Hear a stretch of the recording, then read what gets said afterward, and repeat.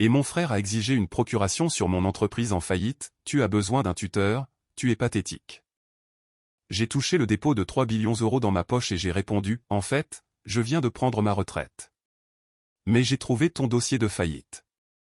Mon frère a essayé de me forcer à lui donner une procuration, prétendant que mon passe-temps pour le savon m'avait laissé indigente. Il ne savait pas que je venais de signer un accord d'acquisition de 3 billions d'euros une heure plus tôt. Alors, je l'ai laissé creuser sa propre tombe avant de l'enterrer avec la vérité. C'est ici que l'histoire commence vraiment, et vous ne voudrez pas manquer ce qui se passe. Assurez-vous d'être abonné pour voir cela jusqu'à la fin. Nous sommes toujours curieux, d'où dans le monde nous regardez-vous aujourd'hui? Faites-le nous savoir dans les commentaires. Je fixais l'écran lumineux de mon téléphone, ma vision se brouillant légèrement sur les bords. La notification était simple, une alerte standard de mon application bancaire, mais les chiffres qu'elle contenait allaient changer ma vie. Dépôt reçu, 3 250 000 euros. J'étais assis sur le siège avant de ma Honda Civic de 10 ans, le moteur tournant au ralenti avec ce cliquetis rythmique familier que j'avais eu l'intention de réparer il y a 6 mois, mais dont je n'avais jamais eu le temps de m'occuper. Mes mains tremblaient, non pas à cause du froid, bien que ce fût une soirée glaciale de novembre à Chicago, mais à cause de la libération écrasante d'une décennie de tension. Je l'avais fait. Botanica, la petite gamme de soins de la peau biologique que j'avais lancée dans ma cuisine avec une quantité terrifiante de dettes de cartes de crédit et un mixeur acheté dans une friperie, venait d'être acquise par un grand conglomérat de vente au détail de luxe. J'ai fermé les yeux, appuyant ma tête contre l'appui-tête effiloché. J'avais besoin de crier ou de pleurer ou d'appeler quelqu'un. Mais qui? Mon estomac s'est retourné, un rappel violent de la grippe que je combattais depuis les 3 derniers jours. Mon corps me faisait mal. J'avais l'impression d'avoir avalé du verre brisé. Et j'avais une fièvre qui transformait les lampadaires à l'extérieur en longs rubans de lumière à queue. Je ne devrais pas conduire. Je devrais être au lit avec du thé et un petit gâteau de célébration. Mais je ne pouvais pas. J'avais été convoqué. Réunion de famille, avait dit ma mère, Linda, au téléphone plus tôt ce matin-là. Sa voix avait été brève, possédant cette rigidité académique qu'elle avait perfectionnée pendant 40 ans en tant que doyenne d'université. La présence est obligatoire, Rachel. Andrew et moi avons des questions à discuter concernant la succession. Marc sera là. Ne sois pas en retard. Elle n'avait pas demandé comment j'allais. Elle n'avait pas posé de questions sur l'entreprise. Elle avait juste émis une convocation. J'ai regardé la notification bancaire une dernière fois, un petit sourire effleurant mes lèvres gercées. J'ai éteint l'écran, glissant le téléphone dans la poche de mon manteau. Pour la première fois de ma vie, je n'entrais pas dans cette maison en tant que déception. J'y entrais en tant que millionnaire. Mais alors que je coupais le moteur et levais les yeux vers l'imposante maison coloniale en briques où j'avais grandi, un nœud d'effroi s'est resserré dans ma poitrine. Les lumières brillaient dans la salle à manger. Je pouvais voir la silhouette de mon père, Andrew, se tenant en bout de table. Même en silhouette, sa posture était judiciaire, imposante. Je suis sorti de la voiture, le vent glacial mordant à travers mon fin manteau de laine. Je me sentais étourdi, mes genoux étaient faibles. J'ai attrapé mon sac à main, le serrant contre mon côté comme un bouclier. J'ai remonté l'allée, passant devant la Porsche Panamera argentée étincelante garée bien en vue près de l'entrée. Marc, bien sûr, il était arrivé en avance. L'enfant prodige, le spécialiste du capital risque, l'homme qui parlait avec des mots à la mode et me regardait avec un mélange de pitié et de dédain qui me donnait envie de rétrécir jusqu'à disparaître. J'ai atteint la porte d'entrée et j'ai hésité. J'avais un secret dans ma poche d'une valeur de 3 billions d'euros. Je pouvais faire demi-tour. Je pouvais aller dans un hôtel, commander le service d'étage et dormir pendant une semaine. Mais l'habitude est une entrave puissante. J'ai tourné la poignée et poussé la porte. La chaleur de la maison m'a frappé, sentant l'encaustique au citron et le pot pourri cher. Elle est là, ai-je entendu la voix de Brenda trier depuis la salle à manger. Enfin. J'ai marché dans le couloir, mes bottes lourdes sur le parquet. Quand je suis entré dans la salle à manger, le silence qui est tombé a été immédiat et suffocant. Mes parents, Linda et Andrew, étaient assis aux extrémités opposées de la table en acajou. Mon frère, Marc, était assis à droite, tapant furieusement sur son téléphone. Sa femme, Brenda, était assise à côté de lui, faisant tourner un verre de vin rouge, ses yeux scrutant ma tenue, un jean délavé et un pull volumineux, avec un amusement visible. Tu as l'air terrible, a déclaré Linda. Ce n'était pas une salutation. C'était une observation livrée avec un détachement clinique. Elle a ajusté ses lunettes, me scrutant. As-tu dormi, ou restes-tu encore éveillé toute la nuit à remuer des casseroles dans cet atelier qui est le tien? J'ai la grippe, maman, ai-je dit d'une voix rauque, plus faible que je ne le voulais. J'ai tiré une chaise en face de Marc et je me suis assise, mes articulations protestant. Heureuse de vous voir aussi. Nous ne t'avons pas appelé ici pour des amabilités, a déclaré Andrew, sa voix un baryton profond qui avait l'habitude de faire taire les salles d'audience. Il a placé un épais dossier sur la table. Nous t'avons appelé ici parce que cette situation est devenue intenable. J'ai cligné des yeux, confuse. Quelle situation? Marc a finalement levé les yeux de son téléphone. Il m'a offert un sourire prédateur tendu. Toi, Rachel, tu es la situation. La trahison dans ses yeux était plus froide que le vent à l'extérieur. J'ai réalisé alors que ce n'était pas un dîner. Ce n'était pas des retrouvailles familiales. C'était une embuscade. Et l'ironie de la chose, l'ironie massive et écrasante de ce que j'avais dans ma poche par rapport à ce qu'il pensait de moi, m'a presque fait rire. Mais l'expression sur le visage de mon père a gelé le rire dans ma gorge. Nous intervenons, a déclaré Marc en se penchant en avant. Pour ton propre bien. La trahison était pire que le diagnostic lui-même. Vous intervenez, ai-je répété, les mots semblant épais dans mon cerveau fiévreux. J'ai regardé autour de la table. Je ne comprends pas. De quoi parlez-vous? Brenda a soupiré, un son aérien dramatique. Elle a pris une gorgée de son vin, laissant un parfait croissant cramoisi sur ses lèvres. Oh, Rachel, ne joue pas les innocentes. Nous savons que les choses ont été difficiles avec l'entreprise. Elle a mimé des guillemets dans les airs pour le mot entreprise, ses doigts manucurés se courbant d'une manière qui faisait ressembler l'œuvre de ma vie à un stand de limonade pour tout petit. Difficile, ai-je demandé en agrippant le bord de la table. Mon entreprise va bien. En fait, c'est un gouffre financier, a coupé Marc, sa voix douce et autoritaire. Il possédait ce type spécifique de confiance qui vient du fait de n'avoir jamais entendu un nom de toute sa vie. Il a lissé sa cravate en soie. Nous avons discuté, Rachel. Maman, papa et moi nous inquiétions pour toi. Tu as 52 ans. Tu vis dans ce bungalow plein de courants d'air que tu n'as pas rénové depuis les années 90. Tu conduis une voiture qui ressemble à une tondeuse à gazon, et tu verses chaque centime que tu as dans du savon. Ce sont des soins de la peau biologique haut de gamme, ai-je corrigé automatiquement, un réflexe perfectionné par des années à me défendre. C'est un passe-temps, a tonné Andrew depuis le bout de la table. Il a tapoté le dossier avec un doigt lourd. Et c'est un passe-temps qui draine ton potentiel. Nous savons que tu as contracté une deuxième hypothèque l'année dernière. Je me suis raidi. Je l'ai remboursé en 6 mois. Vraiment, a demandé Linda, les sourcils levés. Ou as-tu simplement déplacé la dette? C'est ce que font les gens dans ta position, n'est-ce pas? Déshabiller Pierre pour habiller Paul. Ma tête battait. La chaleur dans la pièce semblait étouffante. Je ne comprends pas pourquoi c'est une discussion de famille. Mes finances me regardent.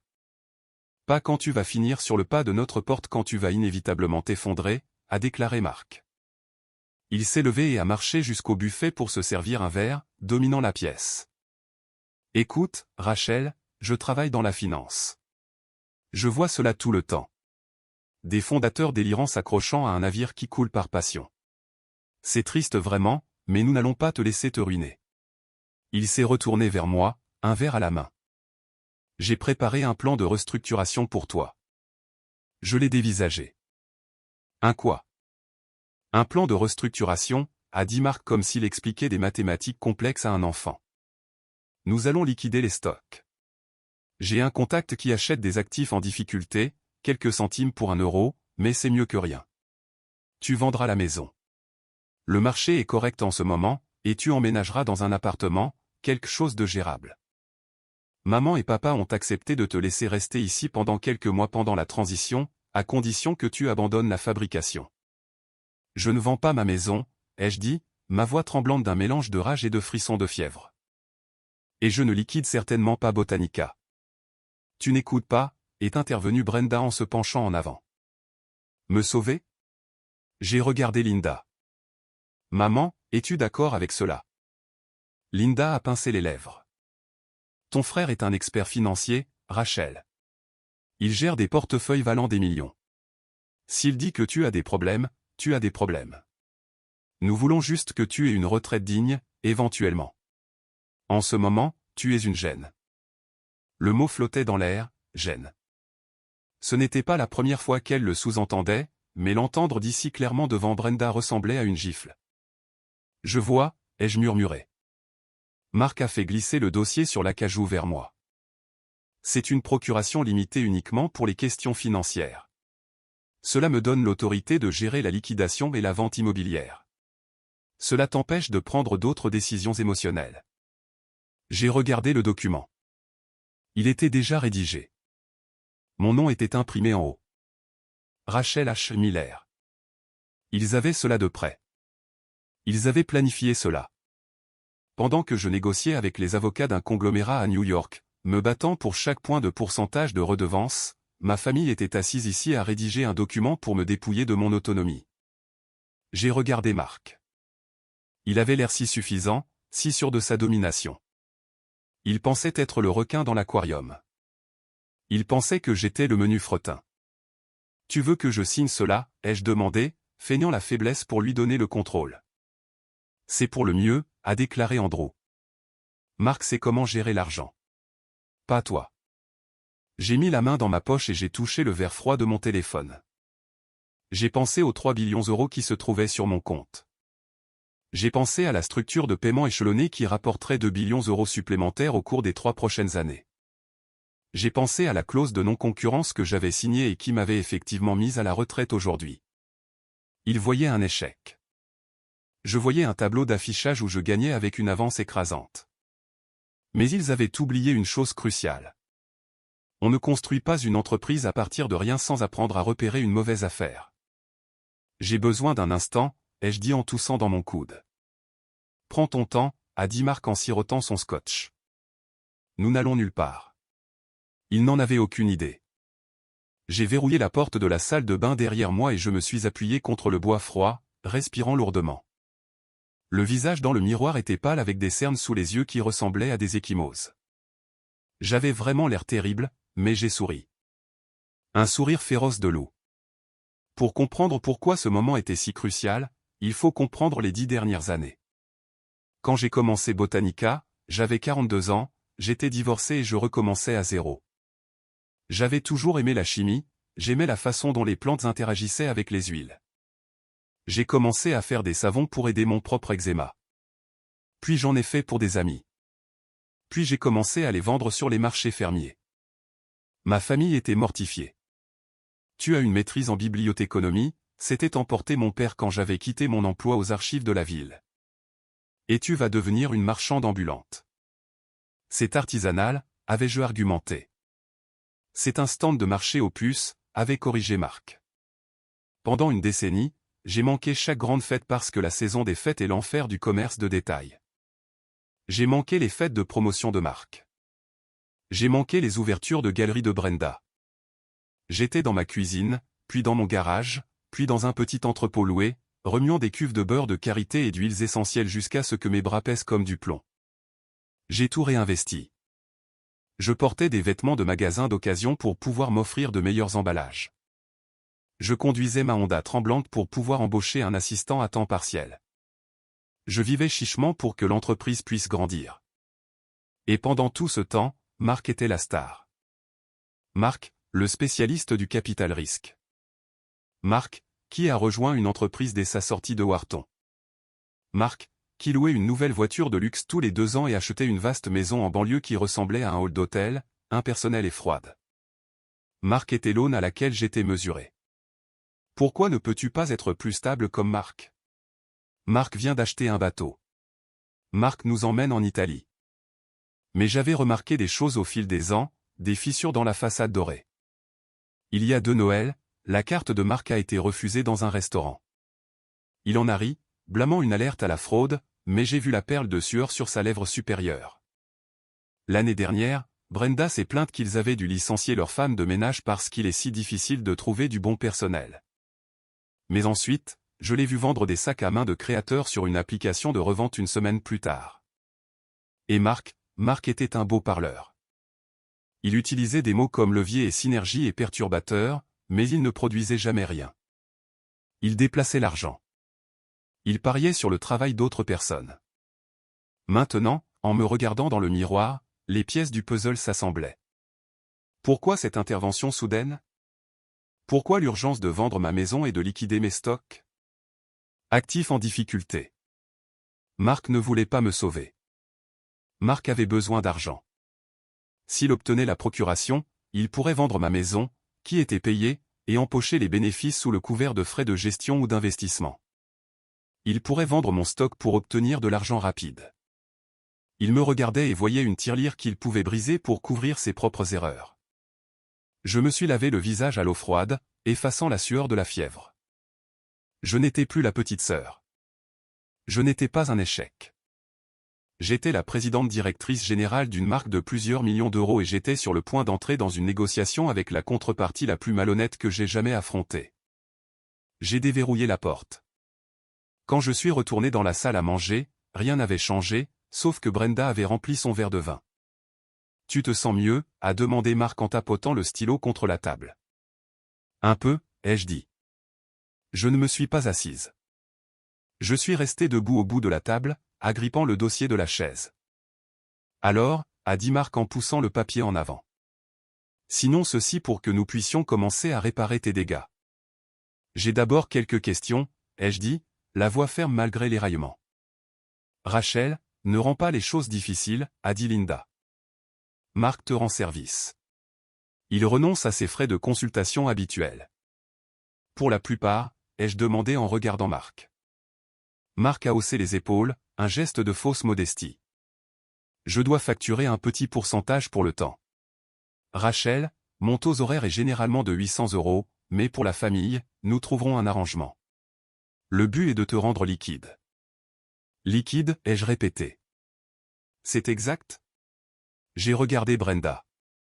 Elle regardait ses ongles, ennuyée. Elle portait un bracelet en diamant que j'ai reconnu. Il était neuf.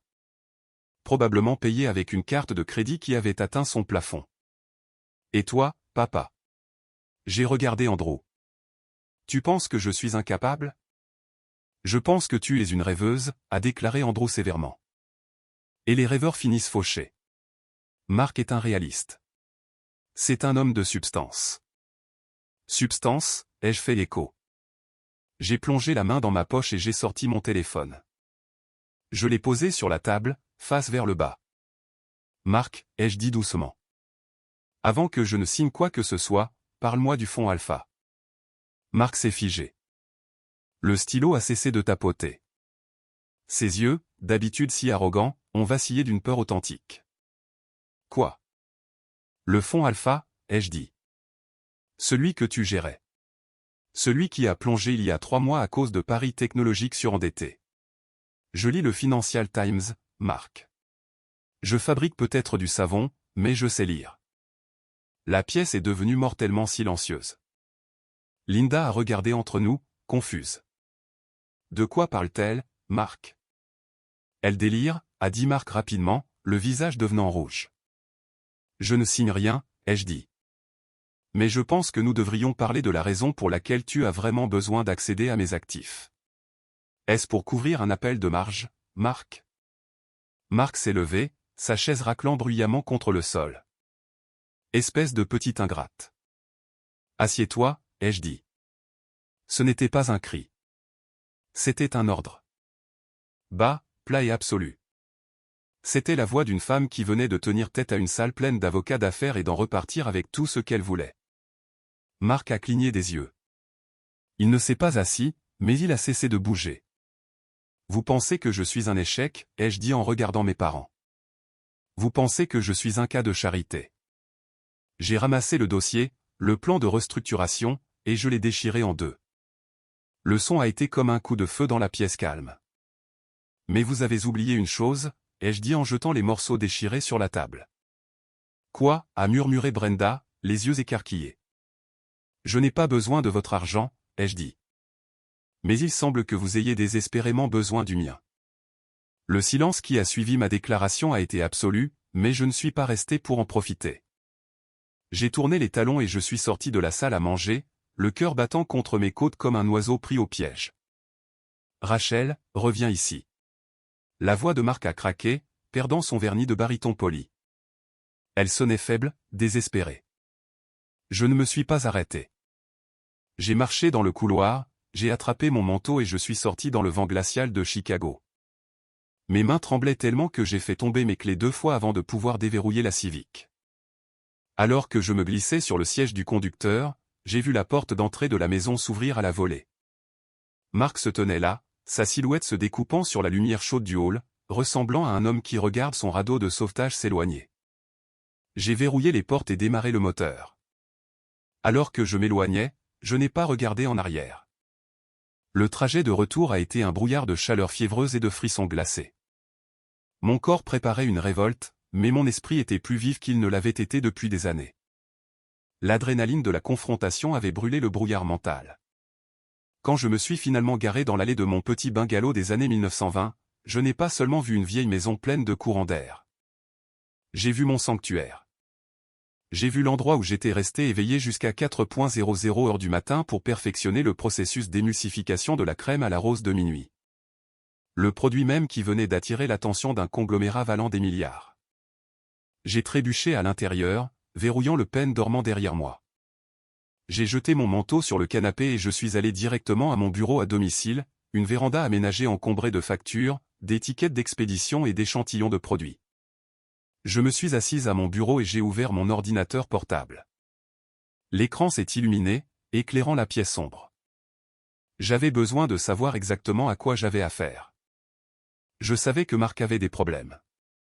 Les rumeurs financières avaient tourbillonné dans les cercles périphériques du monde des affaires de Chicago. Des murmures que j'avais saisis auprès de fournisseurs et d'anciens collègues. Mais j'avais besoin de preuves concrètes. Si je devais me protéger, plus important encore, protéger mes parents de leur propre loyauté aveugle, j'avais besoin de munitions. J'ai composé un numéro que j'avais enregistré il y a seulement une semaine. David, c'est Rachel, ai-je dit d'une voix rauque dans le téléphone. Rachel, il est 21:00 heure un vendredi, a répondu David, sa voix calme et professionnelle. David était l'avocat principal pour l'accord d'acquisition. C'était un requin en costume 3 pièces, mais il avait un faible pour mon histoire d'outsider. Tout va bien avec le virement bancaire? La banque a confirmé la réception. L'argent va bien, ai-je dit en toussant. J'ai besoin d'un autre type d'aide.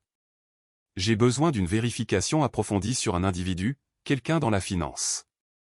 Qui? Mon frère, Mark Miller. Il dirige ou dirigeait le fonds Alpha Strategy. Il y a eu une pause sur la ligne. Miller, Alpha Strategy. J'ai entendu ce nom. Il y a eu des remous dans le secteur du capital risque il y a quelques mois. Un rachat par effet de levier qui a mal tourné. Quelque chose à propos des contrats à terme sur la technologie. J'ai besoin des détails, David. Dossier public, dépôt au tribunal, recherche de privilèges, tout ce qui est légalement accessible. Il vient d'essayer de me faire signer une procuration pour gérer mes actifs parce qu'il prétend que je suis indigente. Je pense qu'il essaie d'utiliser mes liquidités pour couvrir ses positions. Il a essayé de prendre une procuration sur une femme qui vient d'empocher 3 billions d'euros en espèces. David a laissé échapper un sifflement grave. C'est audacieux ou désespéré. Je vais demander à mon assistant juridique de faire une vérification des antécédents ce soir. S'il y a des privilèges ou des poursuites judiciaires, nous les trouverons. Repose-toi, Rachel. Tu as l'air de mourir. J'en ai l'impression, ai-je admis. Mais ce n'est pas moi qui ai des problèmes. J'ai raccroché, mais je n'ai pas dormi. Au lieu de cela, j'ai passé les 4 heures suivantes à faire mes propres recherches. Je n'étais pas financière, mais j'étais chercheuse de métier. Je savais comment trouver des choses. J'ai fouillé dans les registres du greffier du comté en ligne. J'ai fait des recherches dans les bases de données des taxes foncières. Ce que j'ai trouvé m'a glacé le sang. Le vaste manoir de banlieue de Marc, celui avec l'allée chauffée et le cinéma maison, avait un avis de défaut déposé il y a 3 semaines. Il avait 4 mois de retard sur son hypothèque. Mais ce n'était pas le pire. J'ai trouvé une déclaration de sûreté, un privilège sur des biens personnels, datée de 2 mois plus tôt. Le débiteur était Marc. Le créancier était une société de prêt privé, le genre qui facture des taux d'intérêt prédateurs aux personnes qui ne peuvent pas obtenir d'argent des banques. Il n'était pas seulement fauché. Il était sous l'eau, respirant par une paille. Et la marée montait. Et puis j'ai vu la date sur le plan de restructuration qu'il avait essayé de me remettre. Il l'avait rédigé il y a 3 jours, exactement un jour après que le journal des affaires locales eut publié un petit article spéculatif sur le fait que Botanica cherchait potentiellement des acheteurs. Il avait vu l'article. Il savait que je pouvais avoir de l'argent à venir, et il avait bondi. Je me suis reculé dans ma chaise, la lueur de l'ordinateur portable piquant mes yeux fatigués. Ce n'était plus seulement de l'arrogance. C'était de la prédation. Mon frère, l'enfant prodige, était prêt à cannibaliser sa propre sœur pour sauver les apparences. J'ai réalisé alors que je ne me battais pas seulement pour mon indépendance. Je combattais un homme qui n'avait plus rien à perdre. Le lendemain matin, la grippe s'était installée profondément dans ma poitrine, un poids lourd qui rendait chaque respiration difficile.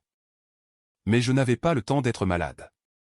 J'étais dans mon atelier, un garage détaché aménagé derrière la maison, étiquetant le dernier lot de stock indépendant. L'espace sentait la lavande, le bois de santal et le savon saponifié à froid qui durcissait sur les étagères.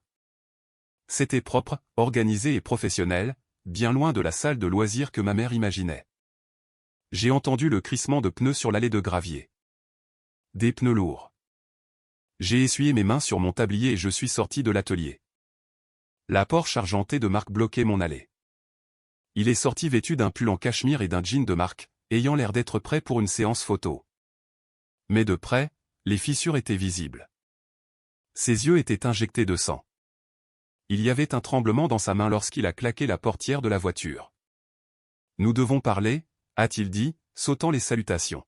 « Je travaille, Marc » ai-je dit, m'appuyant contre le cadre de porte de l'atelier. Contrairement à certaines personnes, je produis réellement des choses. Il a tressailli. La pique avait touché sa cible. Il a remonté l'allée à grands pas, ignorant la boue qui éclaboussait ses mocassins italiens. « Tu m'as humilié hier soir. Maman est une épave. Elle pense que tu fais une dépression nerveuse. Maman pense ce que tu lui dis de penser, ai-je dit calmement. Tu dois signer ces papiers, Rachel, a-t-il dit, sa voix tombant à un murmure menaçant. Il s'est arrêté à courte distance de moi, dominant ma silhouette plus petite. J'ai regardé tes comptes il y a 1 an. Tu joignais les 2 bouts à peine. Tu ne sais pas comment gérer le changement de marché qui s'annonce. Je peux sauver le peu de capital que tu as dans ce taudis. Il a fait un geste vague vers ma maison. Le sauver, ai-je demandé. Marc s'est figé. Son visage a pâli, puis est devenu d'un rouge marbré et colérique. Tu ne sais pas de quoi tu parles. C'est une erreur administrative. Mes avocats s'en occupent. Et le prêt privé d'Apex Capital, ai-je insisté en faisant un pas en avant. Le prêt relais à taux d'intérêt élevé garanti par tes biens personnels. Est-ce aussi une erreur administrative? Il a fait un pas en arrière, véritablement ébranlé. Tu m'espionnes. J'ai fait preuve de diligence raisonnable, ai-je dit. Quelque chose que tu aurais dû faire avant d'essayer de m'arnaquer. Je sais que tu es ruiné, Marc. Je sais que le fonds Alpha s'est effondré. Je sais que les investisseurs menacent de te poursuivre pour négligence. C'était une correction du marché, a-t-il crié, son sang-froid se brisant. Ce n'était pas de ma faute. Le secteur technologique a plongé. Et tu étais surendetté, ai-je dit doucement. Tu as parié et tu as perdu. Et maintenant tu veux ma maison, mon stock. Que allais-tu faire? Tout vendre pour 50 000 € afin de payer un mois d'intérêt sur tes dettes? Il ne s'agit pas seulement d'argent, a-t-il craché, faisant les 100 pas en un cercle serré sur le gravier. Il s'agit de l'héritage, de la réputation de papa. Si je coule, si je déclare faillite, le nom de la famille sera traîné dans la boue dans cette ville. Le fils d'Andrew Miller, un raté, cela le tuerait. Cela tuerait littéralement papa. Il s'est tourné vers moi, les yeux écarquillés et frénétiques. Donc, tu allais me voler pour sauver ta réputation, ai-je résumé. Emprunter, a-t-il corrigé, hurlant maintenant. J'allais l'emprunter. Je t'aurais remboursé au décuple une fois le marché retourné. Toi et moi savons tous les deux que c'est un mensonge, ai-je dit, ressentant un calme étrange au milieu de sa tempête. Tu m'aurais saigné à blanc et ensuite tu m'aurais reproché de ne pas avoir assez pour te sauver. Marc m'a regardé avec une haine pure. Espèce d'égoïste. Tu n'as rien. Tu es une vieille fille qui fabrique du savon dans un garage. Tu penses être intelligente parce que tu as lu quelques documents publics. Tu n'as aucune idée de la façon dont le monde fonctionne. Il s'est approché, envahissant mon espace personnel. Voici ce qui va se passer. Tu vas signer cette procuration. Si tu ne le fais pas, je ferai en sorte que maman et papa te déclarent incompétente. Je leur parlerai de tes crises. Je leur dirai que tu accumules des ordures. Je ferai signer un médecin attestant que tu es incapable de prendre soin de toi-même. Je t'enterrerai sous les frais de justice jusqu'à ce que tu me supplies de prendre le contrôle. C'était une menace maladroite née de la panique, mais elle m'a glacé. Il était assez désespéré pour utiliser le système juridique, le monde de notre père, comme une arme contre moi. Sors de ma propriété, ai-je dit. Pense-y, a ricané Marc. Tu peux être la sœur solidaire, ou tu peux être la vieille fille institutionnalisée. À toi de choisir. Il s'est retourné et a marché vers sa voiture. Alors qu'il s'éloignait, pulvérisant du gravier, j'ai sorti mon téléphone de la poche de mon tablier. Il avait enregistré tout le temps. Mais alors que je repassais sa menace dans mon esprit, une pensée terrifiante m'a frappé. Il avait mentionné sauver le nom de la famille. Il avait mentionné le faire pour maman et papa. S'il ne pouvait pas obtenir l'argent de moi, où irait-il ensuite? J'ai regardé l'heure. Il était 11h00 heure du matin. Mes parents seraient à leur déjeuner au club de golf. Marc n'allait pas à son bureau. Il allait les voir. La réalisation m'a frappé comme un coup physique. Marc était coincé. J'avais fermé la porte à son accès à mes actifs, alors il se tournerait vers la seule autre source de liquidité à sa disposition, nos parents. Andrew et Linda étaient à l'aise, mais ils n'étaient pas liquides. Leur richesse était immobilisée dans leur maison, la maison dans laquelle ils vivaient depuis 40 ans, et leur compte de retraite. Si Marc les convainquait d'hypothéquer la maison, ou pire, d'encaisser leur rente pour l'aider à investir dans une valeur sûre afin de sauver le nom de la famille, ils seraient indigents d'ici 1 an. J'ai couru à l'intérieur, toussant violemment, et j'ai attrapé mon ordinateur portable. Mon téléphone a vibré. C'était David, mon avocat. J'ai le rapport, a dit David, la voix sombre. Rachel, c'est pire que ce que nous pensions. Dis-moi, ai-je dit, mettant le téléphone sur haut-parleur pendant que j'ouvrais frénétiquement ma boîte de réception. Le procès n'est pas seulement une menace. Il a été déposé il y a 2 jours. Fraude, détournement de fonds et manquement à l'obligation fiduciaire. Ses partenaires avec qui il a transféré l'argent des clients sur ses comptes personnels pour couvrir des appels de marge. Il risque la prison, Rachel. Pas seulement la faillite. La prison. J'ai fixé le mur. Il a besoin d'argent pour un règlement amiable, ai-je murmuré. Exactement, a dit David. Il a besoin d'une injection massive de capitaux immédiatement pour faire reculer les plaignants. S'il ne l'obtient pas dans les jours qui viennent, il est fini. Il s'en prend à mes parents, ai-je dit. Tu dois l'arrêter, a averti David. S'il signe volontairement, même sous manipulation, c'est très difficile à annuler, surtout s'il s'agit de leur fils. Je sais, ai-je dit. J'ai besoin de preuves. Des preuves solides. Quelque chose que mon père, l'avocat, ne peut ignorer. Le procès est une bonne chose, mais Marc le présentera comme un malentendu. J'ai besoin de preuves qu'ils volent déjà la famille. Vérifie la fiducie, a suggéré David. Ta grand-mère a-t-elle laissé une fiducie? Oui, ai-je dit, les yeux écarquillés. Le fonds d'études pour les petits-enfants. Marc est le fiduciaire. S'il est désespéré, c'est la première tirelire qu'il briserait. As-tu accès? Je suis une bénéficiaire, ai-je dit. J'ai un accès en lecture seul. J'ai raccroché et je me suis connecté au portail d'investissement du fonds familial. Ma grand-mère avait laissé une somme modeste mais importante pour les enfants de marquer les enfants que je pourrais avoir. C'était censé être intouchable jusqu'à ce qu'ils aient 21 ans. J'ai navigué vers l'historique des transactions. Mon cœur s'est arrêté.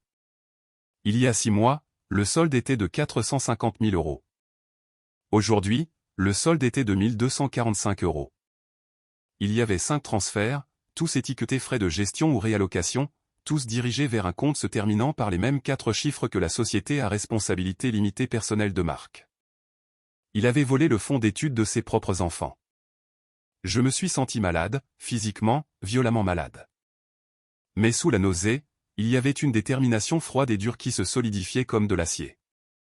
C'était ça. C'était la preuve irréfutable.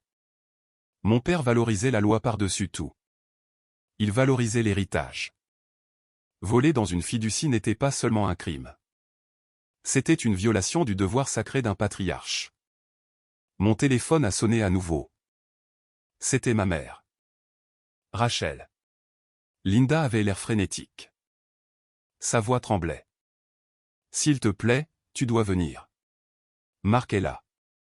Il dit que la police va l'arrêter à cause d'une erreur commise par son partenaire. Il a besoin que nous signions un prêt-relais sur la maison pour payer la caution légale. Andrew appelle la banque maintenant. Maman, ai-je dit, la voix tranchante. Ne signez rien. Posez le stylo. Mais c'est ton frère. Il pleure, Rachel. Je ne l'ai jamais vu pleurer. Il dit que si nous ne l'aidons pas d'ici 17.00 heures, ils viendront le chercher. Il était 14.00 heures. Il accélérait le calendrier. Il utilisait la peur, une terreur pure et non adultérée pour les voler. Écoute-moi, ai-je dit, attrapant mes clés et la pile de documents imprimés que je venais de générer, les avis de défaut, le procès envoyé par David, et l'historique des transactions du fonds en fiducie. J'arrive. Dis à papa d'attendre. Dis-lui. Dis-lui que j'ai l'argent. Toi. Linda avait l'air confuse. Dis-lui juste d'attendre, ai-je crié. Dis-lui que je peux faire le chèque, mais nous devons d'abord nous rencontrer. Garde-le là. J'ai raccroché. C'était un mensonge. Je n'allais pas faire un chèque pour Marc, mais c'était le seul appât qui mettrait le stylo en pause. J'ai attrapé le dossier. Ce n'était plus un dîner de famille. C'était un procès, et j'étais la procureure. J'ai conduit vers la maison de mes parents, la Honda Civic frôlant les 70 dans une zone de 40. La fièvre faisait nager le monde, mais ma destination était claire. Marc avait passé toute sa vie à dire à tout le monde que je n'étais rien. Il avait passé les dernières 24 heures à essayer de me détruire pour sauver sa propre peau. Il avait oublié une chose cruciale. J'étais celle qui brassait les choses. J'étais celle qui comprenait que si vous mélangez les mauvais éléments volatiles ensemble et que vous appliquez de la chaleur, vous n'obtenez pas une solution. Vous obtenez une explosion. Je me suis garé dans l'allée. La Porsche de Marc était là. La Lincoln de mon père était là. J'ai pris une grande inspiration, serrant le dossier contre ma poitrine. Il était temps d'en finir. J'ai fait irruption par la porte d'entrée de la maison de mes parents sans frapper. L'air à l'intérieur était épais, d'une chaleur étouffante, et sentait le café froid et l'anxiété sous haute tension. Je les ai trouvés dans la bibliothèque, pas dans la salle à manger. C'était une pièce tapissée de textes de loi reliés en cuir, un sanctuaire où mon père Andrew s'était préparé pour ses plus grandes affaires. Maintenant, il était assis voûté sur son lourd bureau en chêne, un stylo planant au-dessus d'une pile de documents qui ressemblait terriblement à une demande de marge de crédit sur valeur domiciliaire. Linda se tenait près de la fenêtre, se tordant les mains, le visage pâle et tiré. Et Marc faisait les 100 pas sur le tapis perçant, sa cravate desserrée, ses cheveux ébouriffés. Quand je suis entré, il s'est retourné et, pendant une fraction de seconde, le soulagement sur son visage a été palpable. Il pensait que j'étais la cavalerie. Il pensait que j'étais le carnet de chèques. Dieu merci, a soufflé Marc en se précipitant vers moi. L'as-tu apporté? Un chèque de banque est préférable, mais une confirmation de virement bancaire fonctionnera pour l'audience de libération sous caution. Je suis passé devant lui, esquivant sa main tendue. Je suis allé directement au bureau et j'ai posé ma main fermement sur les documents que mon père s'apprêtait à signer. Papa, ai-je dit, la voix rauque mais autoritaire. Andrew a levé les yeux vers moi. Ses yeux étaient fatigués, confus. Rachel, Marc dit. Il dit que c'est un malentendu, une erreur de conformité. Il a juste besoin d'un pré-relais pour 48 heures. Il a dit que tu as accepté d'aider. J'aide, ai-je dit. Elle perd du temps, a crié Marc, la voix craquant. Papa, leur limite pour le virement est 16,00 heures. Si nous n'envoyons pas les fonds, les plaignants déposeront une injonction. Ils vont tout geler. Signe juste ce fichu papier. Pourquoi y a-t-il des plaignants, Marc, ai-je demandé en me tournant pour lui faire face.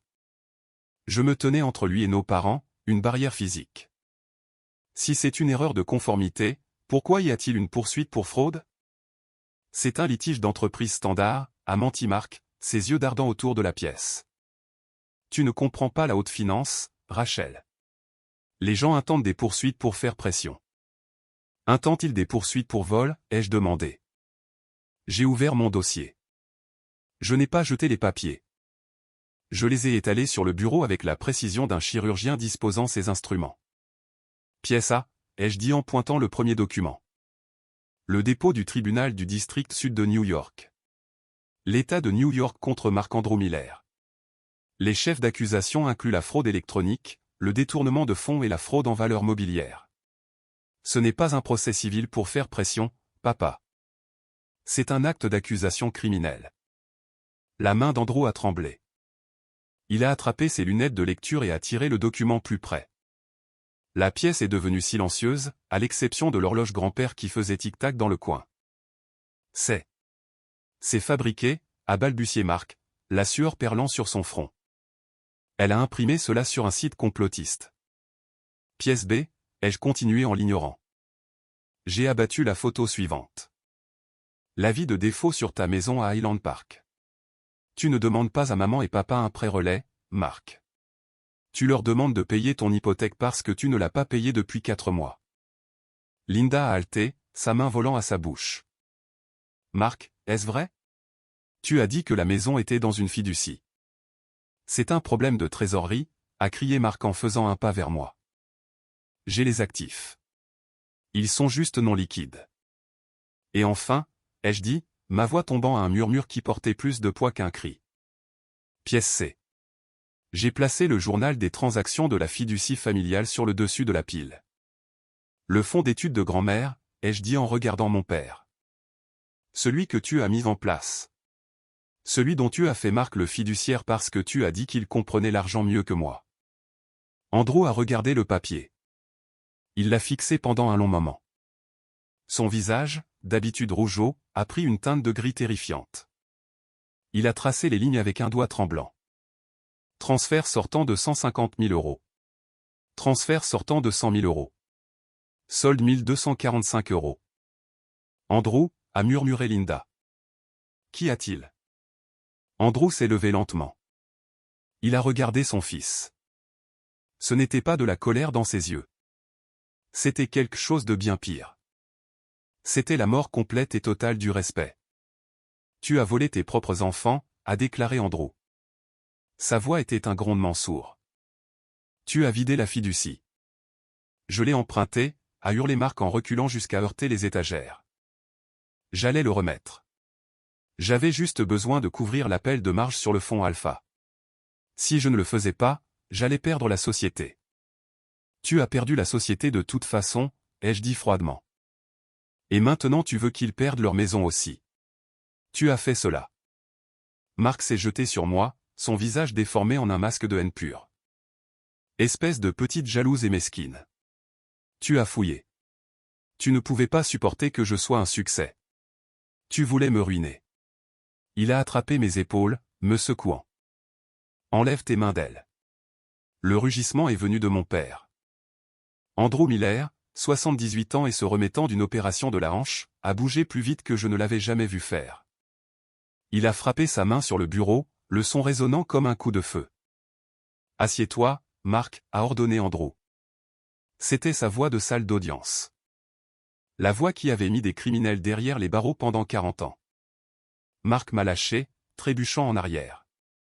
Il a regardé son père, puis sa mère. Linda pleurait silencieusement, appuyée contre le cadre de la fenêtre, incapable même de le regarder.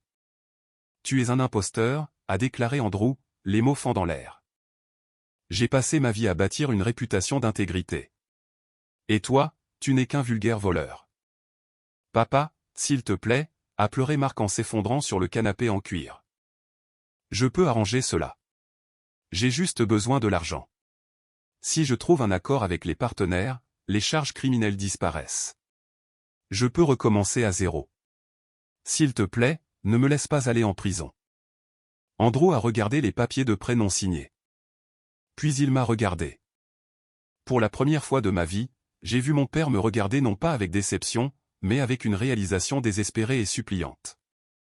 Il réalisait que la fille dont il s'était moqué était la seule chose qui se tenait entre lui et la ruine. Rachel, a-t-il dit doucement. A-t-il. Y a-t-il un moyen de réparer cela sans la maison? Non, ai-je dit fermement. Ces dettes s'élèvent à des millions, papa. La maison ne couvrirait même pas les intérêts. Si tu signes cela, tu seras sans abri dans 6 mois, et il ira toujours en prison. Marc a levé les yeux injectés de sang. Tu as de l'argent. Tu as dit que tu avais l'argent. Tu as dit que tu avais un accord. C'est vrai, ai-je dit. J'ai plongé la main dans ma poche et j'ai sorti mon téléphone. J'ai rouvert l'application bancaire, l'écran affichant toujours le dépôt. Je l'ai retourné et je l'ai tenu en l'air pour qu'il le voie. 3 250 000 €, ai-je lu à voix haute. De la vente de Botanica à Moët Hennessy Louis Vuitton Luxury Venture. La mâchoire de Marc est tombée. Linda a cessé de pleurer et a fixé l'écran. Andrew a enlevé ses lunettes en clignant des yeux. Tu as vendu l'entreprise de savon, a murmuré Linda. Ce n'était pas une entreprise de savon, maman, ai-je dit, ressentant une vague d'épuisement et de justification m'envahir. C'était une marque. Une marque que j'ai construite pendant que vous félicitiez tous Marc d'avoir dépensé de l'argent qu'il n'avait pas. Je l'ai regardé. J'ai l'argent. Je pourrais faire un chèque tout de suite et payer ta caution. Je pourrais engager la meilleure équipe de défense de Chicago. Marc s'est redressé, une lueur d'espoir revenant dans ses yeux. Rachel, s'il te plaît. Nous sommes de la famille. Je suis désolé. J'étais stressé. Je ne pensais pas ce que j'ai dit. S'il te plaît. Non, ai-je dit. Le mot flottait dans l'air, lourd et définitif. Tu voulais une part, ai-je dit. Tu voulais me gérer. Tu voulais me démanteler. Tu ne veux pas d'une sœur, Marc. Tu veux une complice. Je me suis tourné vers mon père. J'ai bloqué la transaction sur le compte de la fiducie. Papa, je l'ai signalé pour fraude ce matin. La banque gèle l'accès de Marc au moment où nous parlons. Si tu veux sauver ce qu'il reste de ta dignité, tu vas lui demander de partir. Andrew a regardé son fils, l'enfant prodige, l'homme brisé. Il a pris une profonde inspiration, redressant sa posture. Sors, a dit Andrew. Papa. Sors de ma maison, a rugi Andrew en pointant la porte. Et ne reviens pas avant d'avoir répondu à la justice. Marc nous a regardés, un mur de jugement unifié. Il a fait un bruit dans sa gorge, un son pathétique de frustration, et est sorti en trombe de la pièce. Nous avons entendu la porte d'entrée claquer, puis le rugissement de son moteur Porsche une dernière fois. Le silence qui a suivi était assourdissant. Les conséquences ne ressemblaient pas à une fin de film. Il n'y a pas eu de toast au champagne. Il n'y a eu que le son silencieux et fracassant d'une illusion qui se brise. Linda s'est effondrée sur le canapé où Marc était assis, pleurant ouvertement. Mon garçon, répétait-elle sans cesse, mon pauvre garçon. Andrew s'est affaissé dans sa chaise de bureau, paraissant 20 ans de plus que ce matin-là. Il fixait les documents du fonds en fiducie, son doigt traçant les lignes encore et encore comme s'il essayait de trouver une erreur dans les calculs. Je suis allé à la cuisine et j'ai préparé du thé. C'était la seule chose que je savais faire. La fièvre me brûlait à nouveau, mon adrénaline s'estompant, me laissant tremblante et faible. Quand j'ai ramené le plateau dans la bibliothèque, Andrew était au téléphone. Oui, disait-il, sa voix dépourvue d'émotion. Je signale un manquement à l'obligation fiduciaire concernant la fiducie de la famille Miller. Le fiduciaire est Marc Miller. Oui, je comprends. Je coopérerai pleinement à l'enquête. Il a raccroché le téléphone et m'a regardé. J'ai appelé le procureur, a-t-il dit. Je sais, ai-je répondu en posant le thé. C'est mon fils, a dit Andrew, la voix craquant. Mais c'est un criminel. Il m'a regardé alors, m'a vraiment regardé. Il a regardé mon pull délavé, mes yeux fatigués, l'air de défi de ma mâchoire. Oui, ai-je dit en sirotant mon thé, plus les redevances. Andrew a laissé échapper un long soupir saccadé. Nous t'avons dit d'arrêter pendant 10 ans. Nous t'avons dit d'arrêter. Vous l'avez fait, ai-je reconnu. Nous avions tort, a murmuré Linda depuis le canapé. Elle s'est redressée, essuyant ses yeux avec un mouchoir. Je n'étais pas perdu, ai-je dit. Je travaillais, c'est tout. Je suis tellement désolé, a dit Andrew. C'était la première fois en 52 ans que j'entendais mon père s'excuser. Je suis désolé de ne pas t'avoir vu. Je suis désolé d'avoir valorisé son côté tape à accent grave l'œil plutôt que ta substance. Je voulais l'accepter. Je voulais les serrer dans mes bras et dire que tout allait bien. Mais les cicatrices étaient profondes. Il s'était assis à cette table à manger il y a 24 heures et avait essayé de me dépouiller de mes droits. Cela ne disparaît pas avec de simples excuses. J'apprécie cela, papa, ai-je dit doucement. Mais je ne vais pas gérer votre succession. Je ne vais pas remplacer Marc comme le réparateur de la famille. Je vais voyager. Je vais acheter une maison en Toscane. Je vais profiter de ma vie. Tu le mérites, a dit Linda doucement. Les 6 mois suivants ont été un tourbillon de procédures judiciaires. Marc a été inculpé de 12 chefs d'accusation de fraude. Sans l'argent de la caution ni l'argent du règlement, il a été forcé d'utiliser un avocat commis d'office. Les amis qu'il avait haut placés se sont évaporés au moment où les menottes lui ont été passées. Brenda a demandé le divorce 3 semaines après l'arrestation. Elle a vendu son histoire à un tabloïd pour une somme à 5 chiffres, se peignant comme la victime d'un monstre, oubliant commodément les années qu'elle avait passées à dépenser l'argent volé. Andrew et Linda étaient dévastés, mais ils ont survécu. Ils ont dû vendre la grande maison. Les souvenirs étaient trop entachés, et ils devaient renflouer le fonds en fiducie pour les petits-enfants, mais ils ont déménagé dans un bel appartement au centre-ville. Je ne l'ai pas payé. Ils l'ont payé. Mais j'ai engagé un jury comptable pour les aider à démêler leurs finances du gâchis de Marc. Ce fut mon cadeau pour eux.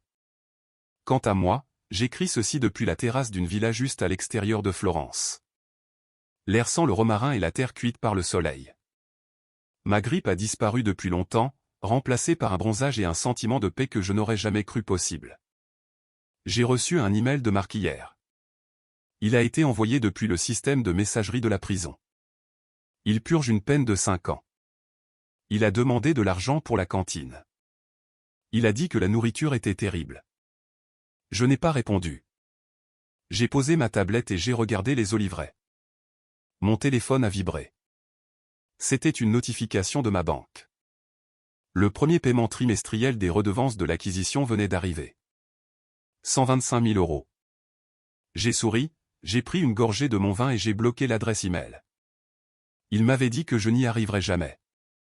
Il m'avait dit que je jouais avec un passe-temps. Mais à la fin, le passe-temps les a sauvés de la rue. Et il m'a donné la seule chose qu'il n'aurait jamais pu acheter. La liberté.